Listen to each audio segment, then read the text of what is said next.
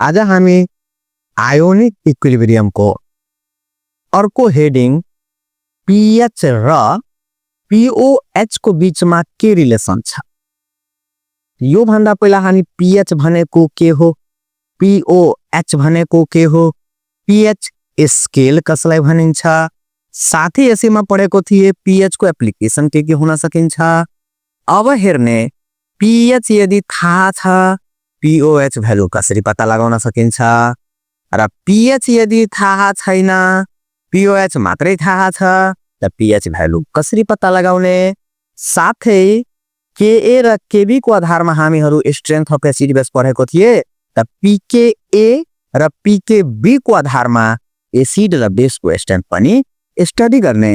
अब यो video start गरौँ। Relation between pH and pOH यहाँनेर पीएच र पीओएच को बीचमा के रिलेसन छ त्यो हामीलाई पता छ। पीएच र पीओएच को बीचमा रिलेसन के हो त हामीलाई पहिलादेखि थाहा छ pH equal to negative log H plus ion को कन्सन्ट्रेसन र pOH equal to negative log OH minus ion को कन्सन्ट्रेसन। अब यसैमा हामीहरू अटो आयोनाइजेसन अफ वाटरमा के पढेको थिए कि केडब्ल्यू इक्वल टु हुन्छ एच प्लस अनि ओएच माइनस आयन को concentration that is equal to 10 to the power minus 40 यो हामी पहिला पनि पढेको थिए। अब त्यसो भए एच प्लस आयन को कन्सन्ट्रेसन माइनस ओएच आयन को कन्सन्ट्रेसन 10 to the power 40 यसको नेगेटिभ लगाएर टेकिङ गर्ने त लग टेकिङ गर्दाखेरि के हेरिरहेको छ लग एच प्लस प्लस लग ओएच माइनस अनि यो पावरमा छ -14 लग 10 आयो।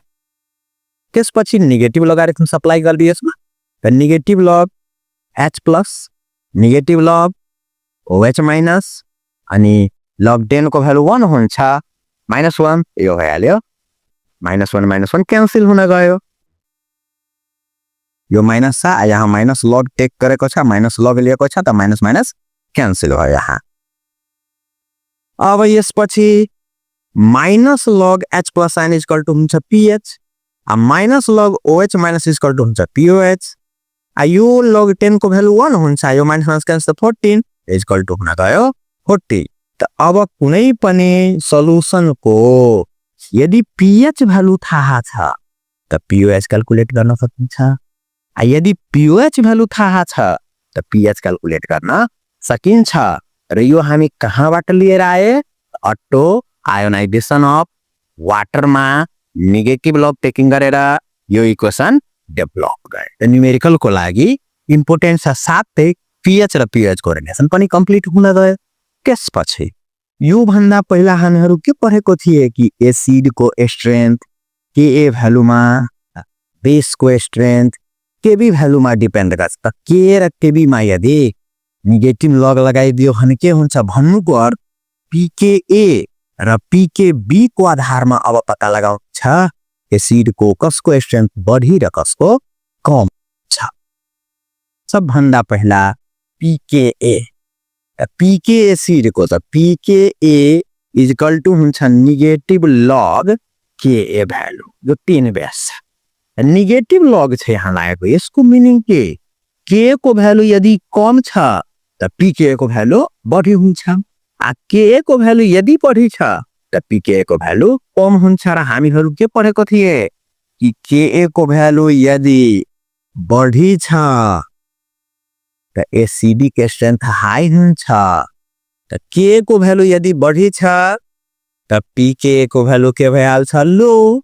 यसको अर्थ के भयो कि पीके को भ्यालु यदि कम छ एसिडिक स्ट्रेन्थ हाई हुन्छ पीके को भ्यालु यदि बढी छ एसिडिक स्ट्रेन्थ लो। किन यस्तो किनभने के र पीके एकअर्काको इन्भर्सली प्रोपोर्सनल छ पीके इन्भर्सली प्रोपोर्सनल टु के किन त यहाँ माइनस लग एप्लाई भएको छ पीके को के डिफिनेसन दिइरहेको छ negative logarithm of Ka is called pK negative logarithm यसको मिनिङ के को भ्यालु कम छ त pk को भ्यालु बढी हुन्छ। हामी के पढेको थिए ka को भ्यालु यदि high acidic strength high, k को भ्यालु यदि हाई त pk भ्यालु लो, pk भ्यालु यदि लो त एसिडिक स्ट्रेन्थ हाई भइहाल्छ।